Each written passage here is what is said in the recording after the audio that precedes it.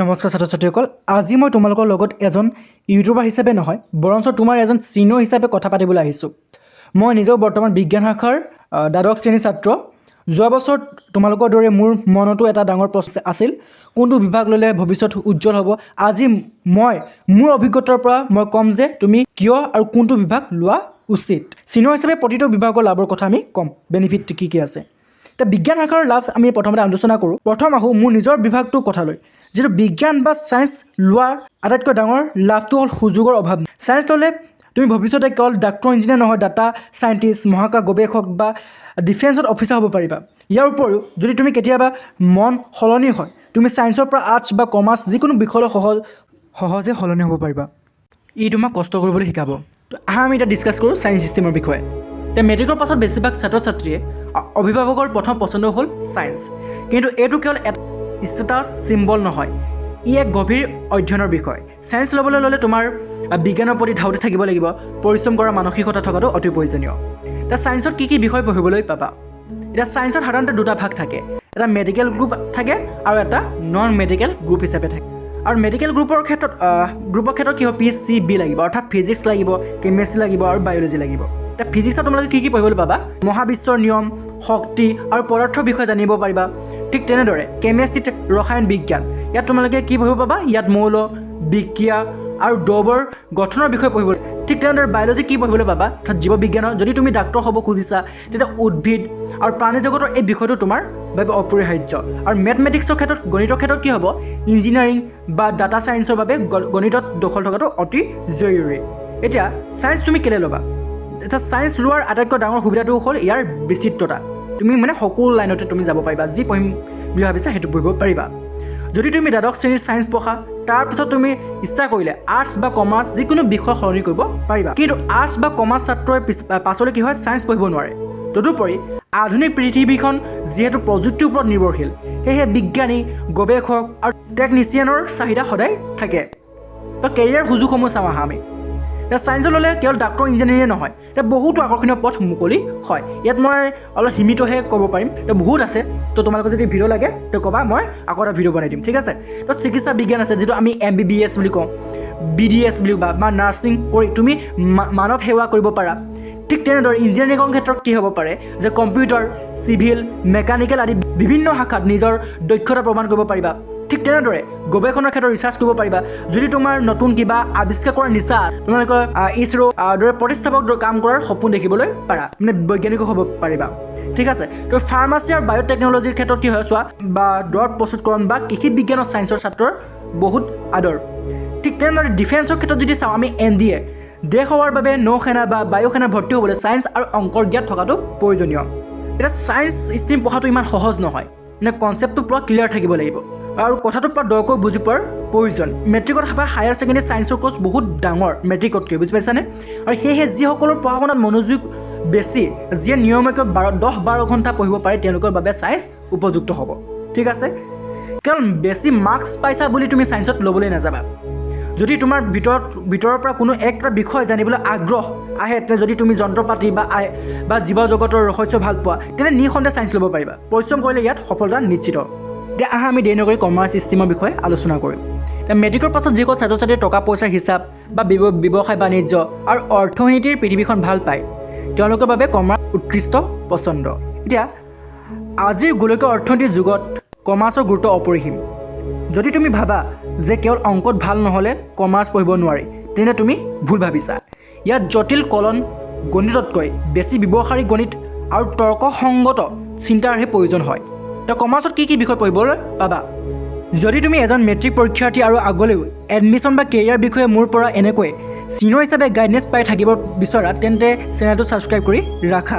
এতিয়া একাউণ্টেঞ্চি, হিচাপ বিজ্ঞান, ই কমাৰ্চৰ আটাইতকৈ গুৰুত্বপূৰ্ণ বিষয়। ইয়াত ব্যৱসায়িক লেনদেন কেনেকৈ লিপিবদ্ধ কৰে আৰু লাভ লোকচান কেনেকৈ উলিয়ায় সেইটো শিকোৱা হয়। তাৰপিছত বিজনেছ ষ্টাডিজৰ ক্ষেত্ৰত কি হয় যে ব্যৱসায় অধ্যয়ন, এটা ব্যৱসায় কেনেকৈ চলায়, মেনেজমেণ্ট কেনেকৈ কৰে আৰু এটা প্ৰতিষ্ঠান কেনেকৈ সফল হয়, তাৰ সকলো নীতি ইয়াত পাবা। তাৰপিছত ইকনমিক্স, অৰ্থনীতি, দেশৰ অৰ্থনীতি কেনেকৈ চলে, বজাৰত বস্তুৰ দাম কিয় বাঢ়ে কমে আৰু চাহিদা যোগানৰ সম্পৰ্ক কি, ইয়াত সেইবোৰৰ বিষয়ে ইয়াত বুজিবলৈ পাৰিবা।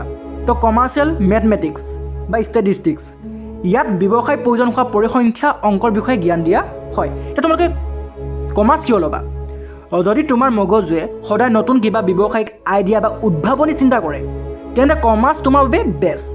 আৰু এই শাখাৰ ছাত্ৰ ছাত্ৰীসকলৰ মাজত নেতৃত্ব দিয়াৰ ক্ষমতা অৰ্থাৎ লিডাৰশ্বিপ কোৱালিটি আৰু যোগাযোগ দক্ষতা মানে কমিউনিকেশ্যন স্কিলছ আনতকৈ সোনকালে গঢ় লৈ উঠে।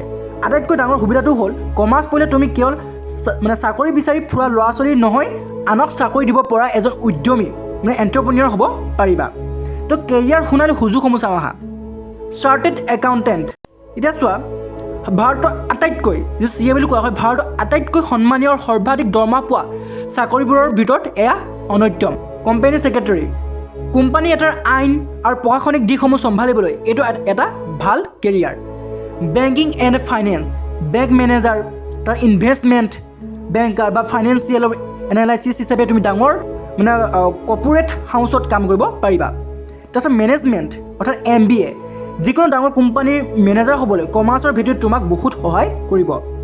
ষ্টক মাৰ্কেট এণ্ড ট্ৰেডিং, যদি তুমি শ্বেয়াৰ বজাৰৰ বিষয়ে জানিব বিচৰা তেন্তে কমাৰ্চৰ জ্ঞানে তোমাক এজন সফল ইনভেষ্টমেণ্ট কৰি তুলিব পাৰে। আৰু এটা ভুল ধাৰণা কি বহুতৰে আছে যে বহুতে ভাবে যে মই মেট্ৰিকত কম নম্বৰ পালেহে কমাৰ্চ লয়। এইটো সম্পূৰ্ণ ভুল ধাৰণা। আজিৰ দিনত টপাৰসকলেও কমাৰ্চ বাছি লয়, কাৰণ ইয়াত ভৱিষ্যতে কৰ্পৰেট জগতত ৰাজত্ব কৰাৰ থল আছে। যদি তুমি ব্যৱসায় মানে খবৰবোৰ পঢ়ি ভাল পোৱা, যদি তুমি অংকৰ সৈতে খেলা কৰিবলৈ ভয় নকৰা, আৰু যদি তুমি ভৱিষ্যতে এজন সফল ব্যৱসায়ী বা প্ৰশাসক হ'ব খুজিছা তেন্তে একো নভবাকৈ কমাৰ্চ ল'ব পাৰিবা। এতিয়া আমি আৰ্টছ ষ্ট্ৰীমৰ বিষয়ে জানো আহা। এতিয়া আৰ্টছ ষ্ট্ৰীমৰ বিষয়ে আমি কথা পাতোঁ আহা। এতিয়া সৃষ্টিশীলতা আৰু প্ৰশাসনিক কেৰিয়াৰ সৰ্বশ্ৰেষ্ঠ পথ।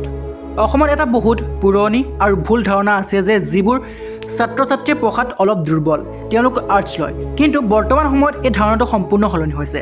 আজিৰ দিনত আটাইতকৈ মেধাৱী ছাত্ৰ ছাত্ৰীসকলে নিজৰ ইচ্ছাত আৰ্টছ বাছি লয়, কাৰণ এই শাখাই যিমান কেৰিয়াৰ বিকল্প দিয়ে সিমান আন কোনো শাখাই নিদিয়ে। আৰ্টছত কি কি বিষয় পঢ়িবলৈ পাবা? এতিয়া আৰ্টছ হ'ল মানৱ সমাজ আৰু সভ্যতাৰ অধ্যয়ন। ইয়াত তুমি আমাৰ সমাজখনক জনাৰ সুযোগ পাবা। তো পলিটিকেল ছায়েন্স, যিটো আমি ৰাজনীতি বিজ্ঞান, দেশৰ শাসন ব্যৱস্থা, সংবিধান আৰু আন্তঃৰাষ্ট্ৰীয় সম্পৰ্কৰ বিষয়ে ইয়াৰ গভীৰ জ্ঞান দিয়া হয়।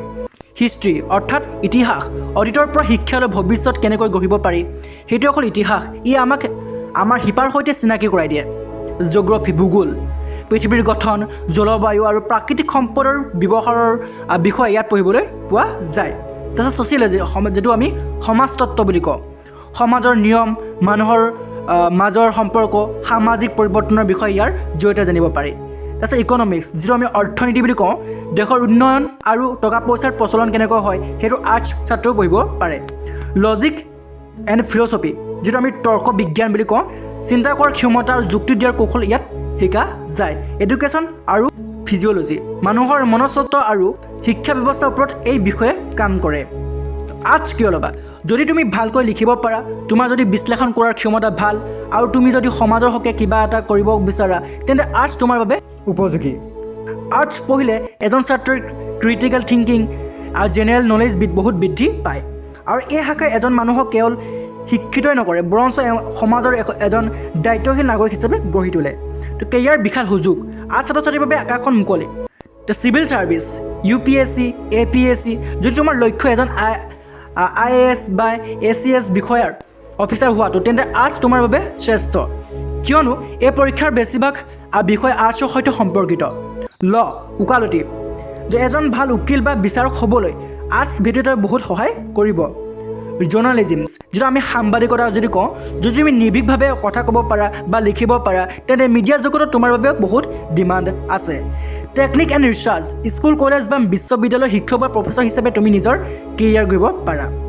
আৰ্কিঅ'লজি এণ্ড এন্থ্ৰপ'লজি, পুৰণি বস্তু বা মানৱ জাতিৰ ইতিহাস লৈ গৱেষণা কৰিব পাৰা। তো গ্ৰাফিক ডিজাইন, আৰু যদি তুমি পেইণ্টিং বা ডিজাইন ভাল তেন্তে আৰ্টছৰ জৰিয়তে তুমি ক্ৰিয়েটিভ জগতত ডাঙৰ নাম কৰিব পাৰিবা। ছ'চিয়েল ৱৰ্ক, MSW, বিভিন্ন NGO বা চৰকাৰী সামাজিক প্ৰকল্প কাম কৰি সমাজৰ উন্নতি কৰিব পাৰা। এটা ডাঙৰ সুবিধা আৰ্টছ পঢ়াৰ এটা ডাঙৰ সুবিধা হ'ল সময়। ছায়েন্সৰ দৰে ইয়াত গোটেই দিনটো লেবৰেটৰীত সোমাই থকাৰ প্ৰয়োজন নহয়। ছাত্ৰ ছাত্ৰীসকলে নিজৰ মূল পঢ়াৰ লগতে বিভিন্ন প্ৰতিযোগিতামূলক পৰীক্ষা যেনে বেংকিং, ৰেলৱেৰ বাবে যথেষ্ট সময় পায়। সিদ্ধান্ত কেনেকৈ ল'বা? যদি তুমি কিতাপ পঢ়ি ভাল পোৱা, যদি তুমি পৃথিৱীৰ ঘটনাৱলীৰ বিষয়ে বুজিবলৈ চেষ্টা কৰা। যদি তুমি কোনো এটা বিষয়ৰ ওপৰত নিজৰ মতামত দিবলৈ ভাল পোৱা তেন্তে তুমি নিসংকোচভাৱে আৰ্টছ ল'ব। মনত ৰাখিবা কোনো শাখা সৰু নহয়। তুমি আৰ্টছ লৈও জিলাৰ DC হ'ব পাৰা, ছায়েন্স লৈও বৈজ্ঞানিক হ'ব পাৰিবা। সকলো নিৰ্ভৰ কৰিব তোমাৰ পৰিশ্ৰমৰ ওপৰত। আৰ্টছ হ'ল সেইটো শাখা য'ত তুমি ইতিহাস পঢ়ি ভৱিষ্যত গঢ়িব পাৰা। আজি তেনেধৰণৰ ভিডিঅ'টো কেনেকুৱা লাগিছে? যদি তোমালোকে ভাল লাগিছে লাইক কৰিব নাপাহৰিবা, আৰু যিসকলে নতুনকৈ আহিছে চেনেলটো ছাবস্ক্ৰাইব কৰিবা। আৰু তোমালোকৰ এটা ছাবস্ক্ৰাইবে মোক বহুত উৎসাহিত দিয়ে। বহুত বহুত ধন্যবাদ। পুনৰ পৰৱৰ্তী বজাৰত ভিডিঅ'ৰ লগতে লগ পাম।